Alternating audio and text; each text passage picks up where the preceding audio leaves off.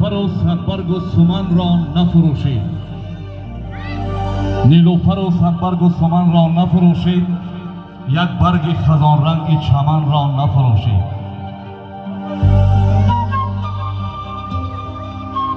زر می رود از دست به آن مهر مبندید. زر می رود از دست به آن مهر مبندید، یک ذره این خاک کهن را نفروشید. بندید سگ نفس که آن سیر نگردد. بندید سگ نفس که آن سیر نگردد، در دشت تیمانید دمن را نفروشید. دارند ز گلهای وطن رنگ به دشمن، اطلس نفروشید و شکن را نفروشید. از میجه و ابروی کسی نسخه نگیرید. از میجه و ابروی کسی نسخه نگیرید، یک موی خدادادی بدن را نفروشید.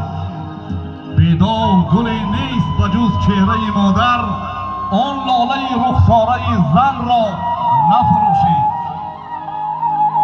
رنگی که به آن آب رسد اصل کند گم. رنگی که به آن آب رسد اصل کند گم، میرید زی محتاجی و تن را نفروشید.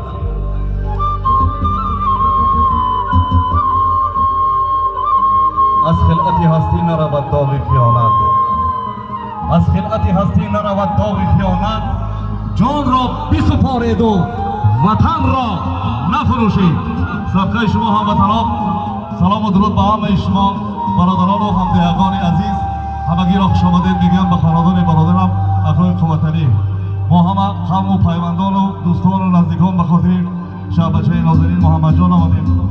افتخار دارم که فرزند این سرزمینم و با بزرگان این سرزمین که از ادیبان و نویسندگان بزرگانش که امروز از اون نسل ما مثل سفرخان و بنده و جوانای دیگر که پیروان آن بزرگان هستیم، نامی دهه کدوشی را به بالا میبریم. با هنرمان، با سخنمان، با هستیمان، این برای خرد و بزرگی همین دهه فکر میکنم که مایه افتخار و بزرگی است. همتون خوش آمدید. خانه پر مهمان باشد، زندگی شیرین تر است. مهمان گر دوست گردد شاد گردد جان ما. توی مبارک باشد با اهل خاندان، با کای قوتعلی، با ینگه مهربان، با برادرم یعقوب جان، شریف جان، همه دوستان و پیوندانی که ما خویشاوندی داریم، همه را خوش آمدید میگم. بزم ما رسما آغاز شده. بخت برای ما خریده که سفرخان جان دادر ما این بزم ما را این شام زینت میبخشد و این بیگاه و این شام بزرگ تنتنه ارمان مادران است. یک کفگویی به خاطر مادرها و یک کفگویی برای اهل خاندان که روز توی دارند و ما را دعوت کردند. سلامت و سربلند باشید. مبارک باشد. خوش آمدید. توی رسما آغاز شده. همه را به رقص دعوت میکنم. زیر سلطه‌های